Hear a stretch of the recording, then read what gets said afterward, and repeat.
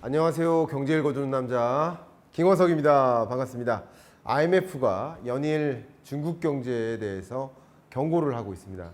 중국의 부동산 경기 침체뿐만 아니라 국가 부채 위험에 여전히 놓여 있고 과도한 부채에 의존해서 중국이 그동안 경기를 좀 부양시켜 왔는데 이제 그 동력이 상실되어 가고 있다라고 판단하고 있습니다.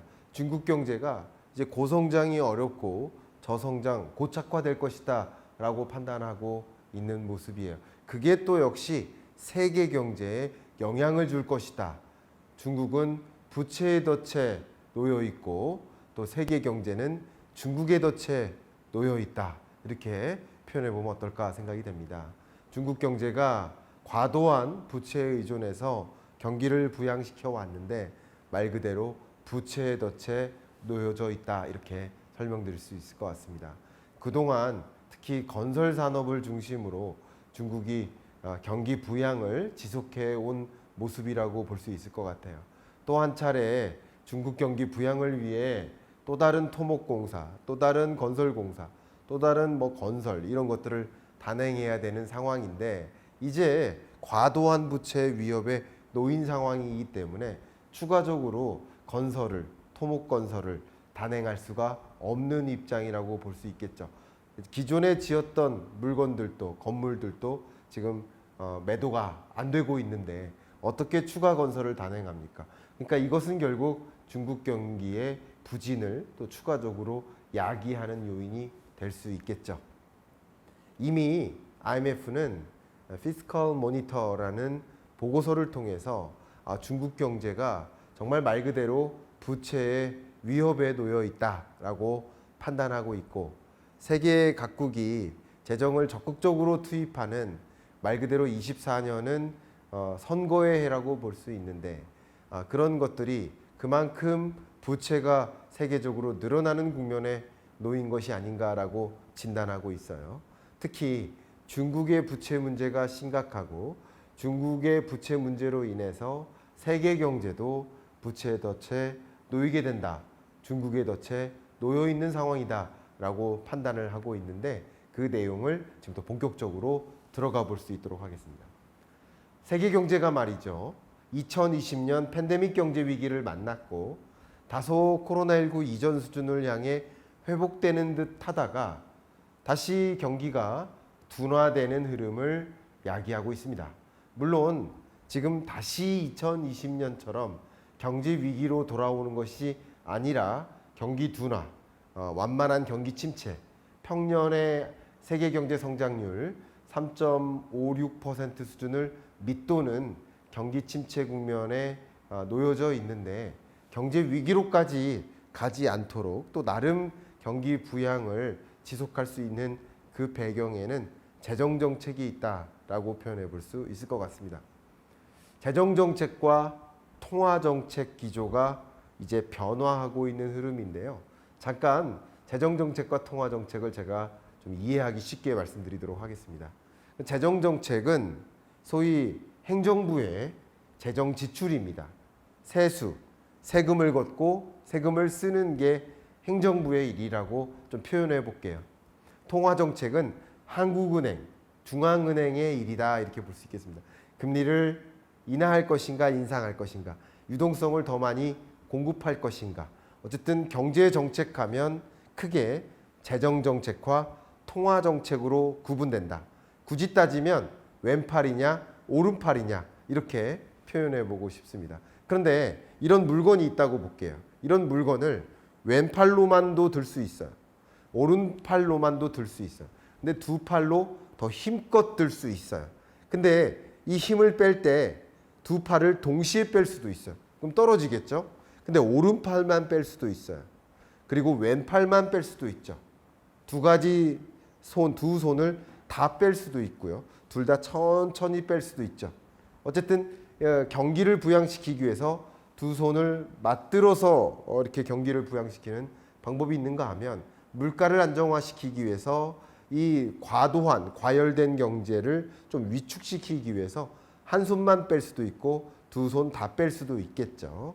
그 재정 정책과 통화 정책을 두 팔에 비유해서 여러분 이해하시면 도움이 되지 않을까 생각이 됩니다. 이 그래프를 여러분께 보여드려야 돼서 좀 이해하기 쉽게 말씀드리려고 좀 노력을 해봤습니다. 굉장히 복잡하죠. 근데 기본적으로 loosening, 그러니까 피스컬 재정 정책을 더 확장적으로 편성한다. 그게 빨강색입니다. 근데 loosening monetary policy, 그러니까 통화 정책도 굉장히 완화적으로 운영한다. 제로 금리를 도입한다 이거예요. 유동성을 적극적으로 공급한다. 그러니까 2020년은 빨강색 두 팔 다 맞들어서 경기 부양한 나라들이 많아요.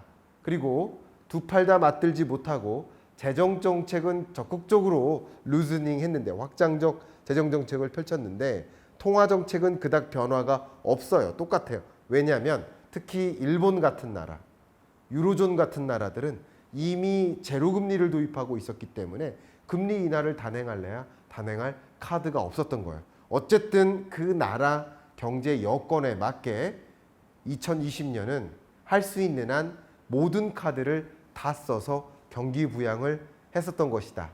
그런데 22년 들어서 고물가를 잡기 위해서 기조가 바뀌죠. 타이트닝 피스컬, 타이트닝 머니터리, 초록색이 많아졌어요. 그죠? 노란색도 있습니다만 이 초록색이 뭐예요? 둘 다 긴축적으로 재정 정책을 펼치고 긴축적으로 통화 정책을 펼친다. 그러니까 유동성을 적극적으로 공급하기보다는 수축하고 금리를 낮은 금리에서 높은 금리로 인상하는 타이트닝 머니터리 팔러시를 도입하고요. 재정 정책도 재정을 적극적으로 투입하는 노력보다는 이제 재정 건전성을 살펴보자, 세수를 확충하자 하는 노력으로 바뀐 것이다. 재정 정책과 통화 정책의 기조가 바뀌고 있는 거예요. 그리고 23년에도 역시 바뀌었습니다. 그런데 23년까지도 여전히 머니터리 팔러시는 긴축적으로 단행합니다. 그러나 재정 정책만큼은 여전히 루스닝, 확정적 재정 정책을 놓지 못하고 있습니다. 그러니까 23년을 놓고 표현해 본다면 어쨌든 세계적으로 대부분의 나라들이 타이트닝, 그러니까 고금리를 도입한 거예요. 통화 정책만큼은 긴축적으로 단행하는 모습이에요. 다만 23년은 유독 재정 정책만큼은 확장적 재정 정책을 포기하지 못하고 있는 모습이다. 왜 그런 것이냐? 주로 선거를 앞두고 있기 때문이다. 뭐 이렇게도 표현해 볼 수 있고, 또 선거도 앞에 두고 있지만 또 한 가지는 경기 부양을 위해서, 물가 안정을 위해서 금리 인상을 단행했다면 왼팔로는 좀 서서히 나름 연착륙시키기 위해서 경기 부양책을 함께 가동한 것이다. 뭐 어떻게 보면 에어컨도 틀고 보일러도 튼 거 아니냐 이렇게 말씀하실 수도 있지만, 에어컨을 세게 틀 때 나름 보일러를 조금 틀어놓고 보일러의 온도를 조금 낮추는 방식으로 연착륙을 유도한 것이다 라고도 표현해 볼 수는 있을 것 같아요. 뭐가 맞느냐를 진단하기보다는 지금 이 재정정책과 통화정책의 기조가 어떻게 바뀌고 있는지를 설명드렸습니다. 그런데 24년 들어서는 피스컬 팔러시를 어떻게 합니까? 타이트닝 하게 하는 나라들이 반 정도 되고, 루스닝, 여전히 확장적 재정정책을 펼치는 나라들이 뭐 한 29% 됩니다. 그러니까 71% 타이트닝으로 완전히 전환된 나라들이 많은데, 아직까지도 루스닝, 좀 확장적 재정정책을 펼치는 나라들이 많습니다. 그렇다면 확장적 재정정책은 굉장히 오랫동안 아직까지도 포기하지 못하고 있다. 많은 나라들이 확장적 재정정책을 포기하지 못하고 있는 모습이다. 이렇게 표현을 해볼 수 있을 것 같습니다. 그러면 그 확장적 재정정책의 영향으로 특히 선거를 앞두고 선심성 공약을 내걸고 또 많은 뭐 국민들에게 각 국마다, 우리나라만 그렇다는 것이 아니라 각 국가들이 뭐 미국도 마찬가지죠. 바이든 행정부가 나름 뭐 투표에 유리한 방식으로 재정을 많이 투입하는 모습이 전개되고 있는데, 그 재정은 어디서 나옵니까? 22년, 23년 경제가 안 좋은데 그 재정은 어디서 나오죠? 그러니까 부채인 거죠. 그러니까 부채에 의존한 재정 확대를 추진해 온 것이다 라고 좀 말씀드릴 수 있을 것 같고, 미국 경제가 계속 퍼블릭 뎁트, 이제 어떤 그 국가 부채, 정부 부채 규모가 계속 늘어나고 있는 모습인데, 그러니까 G2 국가, 세계 GDP 1위 국가 미국의 부채 문제도 굉장히 심각하게 쌓여가고 있다라고 강조하지 않을 수가 없는데, 그런데 중국의 부채 문제는 더 심각하게 쌓여가고 있다. 중국이 경기 부양을 위해서, 부동산 경기 부양을 위해서 부채에 굉장히 심각하게 많이 의존하고 있는 모습이다.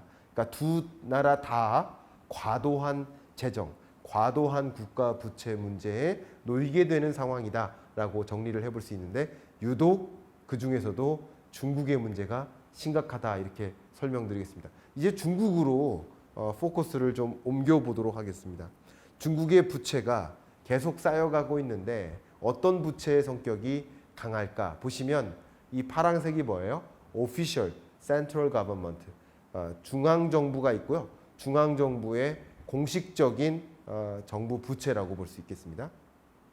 그리고 이 보라색이 있는데, 옅은 보라색이 역시 Official Local Government, 지방정부 부채가 있어요. 근데 오피셜이 아닌 그 짙은 보라색이 있습니다. 이게 LGFB의 부채인데요. 이따가 이 부분은 설명드리겠습니다. 이게 숨겨진 부채의 성격에 굉장히 많은 비중을 차지하는 부채인데요. 이렇게 부채가 계속 커지고 있는데, 특히 LGFB의 부채 문제, 지방정부 부채 문제가 좀 심각하다. 둘 다 지방정부 부채라고 여러분께 미리 말씀드리고 조금 이따 설명드리겠습니다. 다만 이 검정색 선을 보세요. 지방정부의 세수 같은 거, 일반적인 버짓 같은 경우는, 레비뉴는 계속 뚜렷하게 늘어나지 못하는 국면에 놓여 있다, 이렇게 볼 수 있겠죠. 그러니까 확장적 재정 정책을 그동안 펼치기 위해서 과도한 부채에 의존했다. 근데 향후에도 중국은 부동산 경기 부양을 위해서 과도한 부채에 추가적으로 의존할 수밖에 없는 경제고, 그게 중국 경제의 성장의 발목을 잡을 것이고, 세계 경제의 역시 회복의 발목을 잡게 만드는 요소가 될 것이다 라고 판단해 볼 수 있을 것 같습니다. 자, 그러면 중국의 숨겨진 부채, 그게 무엇인가? 과거에도 이 부분 설명 한번 드렸었는데 다시 한번 강조해서 설명드리겠습니다. 광의의 정부 부채가 있어요. 그 중에 오피셜, 공식 정부 부채가 있습니다. 그리고 암묵적 정부 부채가 있어요. 숨겨진 부채의 성격이죠. 역시 공식 정부 부채하면 중앙정부와 지방정부의 부채로 구성이 됩니다. 암묵적 정부 부채에도 일부는 중앙정부 성격의 암묵적 부채가 있고, 일부는 지방정부 성격의 암묵적 부채가 있겠죠. 근데 중앙정부 성격의 암묵적 부채하면 정책은행을 활용해서 부채 의존하는 방식이 있고, 중국 철도가 있습니다. 근데 지방정부가 핵심이죠.